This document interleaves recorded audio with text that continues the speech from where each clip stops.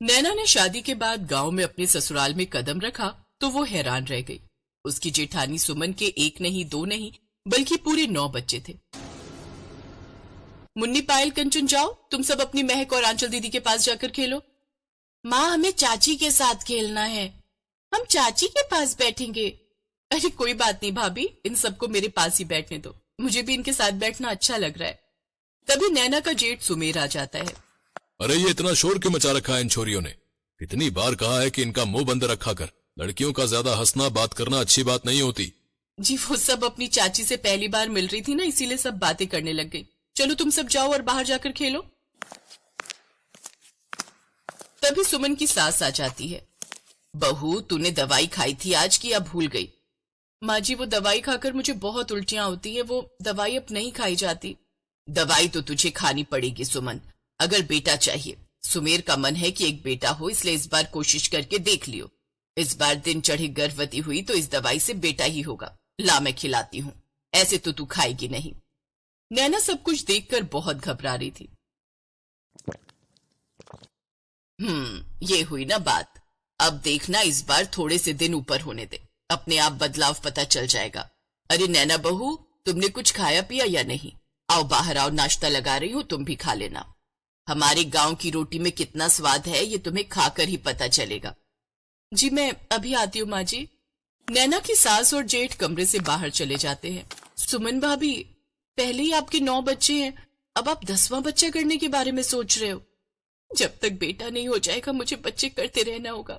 मेरे हाथ में कुछ नहीं है नैना, मैं तो इनके लिए बच्चे पैदा करने की एक मशीन हूँ।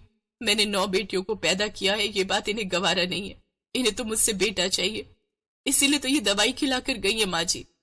अचानक से सुमन का जी मिचलाने लगता है और वो बाथरूम में जाकर उल्टियां करने लगती है।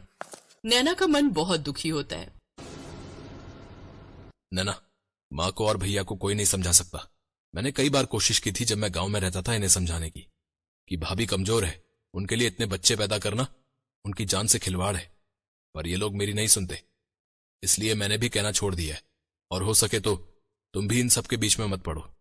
भैया का गुस्सा बहुत तेज है, बेकार में अगर उन्होंने तुम्हें कुछ कह दिया तो मुझसे बर्दाश्त नहीं होगा। और हम तो कुछ महीने में यहां से वापस शहर चले ही जाएंगे, इसलिए जब तक यहां रह रही हो सबसे घुल मिल कर रहो। पर दीपक, ये तो गलत है ना। भाभी का चेहरा देखो, ऐसा लगता है कि उनके शरीर से खून की एक एक बूंद निचोड़ती जा रही है। मैं तो क्या, कोई समझदार डॉक्टर भी होगा तो वो भी भाभी को अब 10वां बच्चा करने के लिए मना कर देगा। तभी नैना की सास आ जाती है। ये लो बहू, खीर तो तुमने खाई ही नहीं थी, मैंने सोचा खुद ही ले आती हूँ। अब तुम भी जल्दी ही बच्चे की खुशखबरी देना। मैं तो यही कहूंगी कि बेटा पैदा करना जो हमारे घर के वंश को आगे बढ़ाए। बड़ी बहू तो पहले ही 9 बेटियां पैदा करके हमें परेशान कर चुकी है, पर मैं उम्मीद करूंगी कि तुमसे हमें बेटे की खुशखबरी ही मिले। अब जल्दी जल्दी 2-4 बच्चे पैदा कर लेना। दीपक, तेरा भाई बुला रहा है, जा सुन ले। नैना अपने ससुराल वालों की घटिया सोच को देखकर बहुत अजीब सा महसूस कर रही थी। नैना को अपने ससुराल में रहते कुछ दिन बीत गए थे और फिर एक दिन सुमन के सास उसे चेकअप के लिए अस्पताल ले जाने लगी, तो नैना ने बहाने से उसे रोक दिया। माँ जी, वो मेरे पेट में थोड़ा दर्द है, 2-3 दिन से हो रहा है। मैं सोच रही थी मैं भी डॉक्टर से कोई दवाई ले आऊंगी, मैं भाभी के साथ अस्पताल चली जाऊं। हाँ हाँ बहू, क्यों नहीं, अच्छी बात है। तुम अपनी दवाई भी ले आना और हाँ, इसका अच्छे से चेकअप करवाना और डॉक्टर से पूछ लेना कि ये दोबारा माँ कब बन सकती है। जी ठीक है माँ जी। नैना ने जानबूझकर पेट दर्द का बहाना किया था ताकि वो अस्पताल जाकर डॉक्टर से बात कर सके। देखिए नैना जी, आपकी जेठानी सुमन बहुत ज्यादा कमजोर है, इनमें खून की बहुत कमी है। अगर ये 10वां बच्चा करने के बारे में सोचेंगी तो इनकी जान को खतरा है। मैं तो यही कहूंगी कि इन्हें एक और बच्चा पैदा करने का चांस बिल्कुल नहीं लेना चाहिए। डॉक्टर, फिर आप बताइए कि हम ऐसा क्या करें ताकि भाभी की जान को खतरा ना हो। एक ही इलाज है, इनके बच्चा बंद का ऑपरेशन करवा दो। मैं बच्चा बंद का ऑपरेशन नहीं करवाऊंगी। अगर मैंने ऐसा किया तो मेरा और मेरी बेटियों का भविष्य खराब हो जाएगा। नहीं नहीं डॉक्टर, आप ऐसा कुछ मत करना। नैना चलो यहाँ से, मैं यहाँ नहीं रुक सकती। सुमन घबरा कर घर लौट आई। उसने डॉक्टर की बात को नहीं माना और फिर वही हुआ जिसका डर था। सुमन एक बार फिर से गर्भवती हो गई। सास की खुशी का ठिकाना नहीं था। सुमेर भी बहुत खुश था, पर नैना के चेहरे पर बिल्कुल भी खुशी नहीं थी, क्योंकि वो जानती थी कि सुमन अपनी जान के साथ खिलवाड़ कर रही है। अगले कुछ महीनों तक नैना वहीं रही और अचानक एक दिन सुमन की हालत बहुत खराब हो गई और उसकी जान पर बन आई। दीपक, भाभी की हालत बहुत खराब है, हमें इन्हें शहर ले जाना होगा। हाँ हाँ हाँ हाँ नैना, घबराओ नहीं, हम भाभी को कुछ नहीं होने देंगे। अरे कुछ नहीं होगा बहू को, ऐसा होता रहता है। तुम दोनों कहाँ शहर ले जा रहे हो?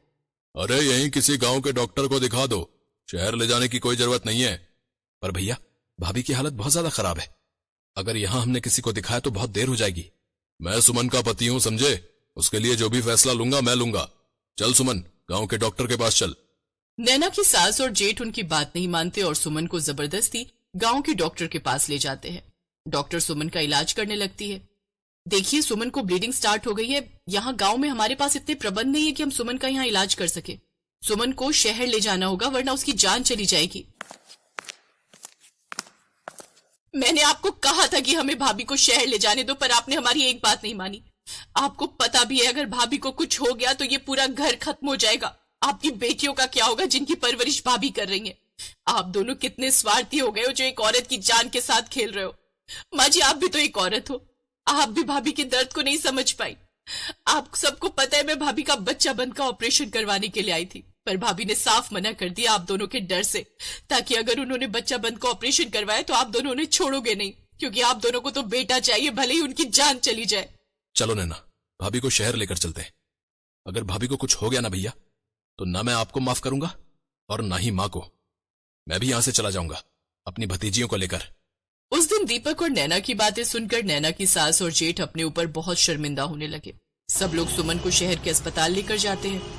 5वें महीने में डॉक्टर बच्चे को तो नहीं बचा पाते, पर बहुत मुश्किल से सुमन की जान बच जाती है। सुमन की सास और पति उससे माफी मांगते हैं और समझदारी दिखाते हुए सुमन की सास उसका बच्चा बंद का ऑपरेशन करवा देती है। नैना की हिम्मत और प्रयासों से आज उसकी जेठानी सुमन के चेहरे पर सुकून साफ दिखाई दे रहा था।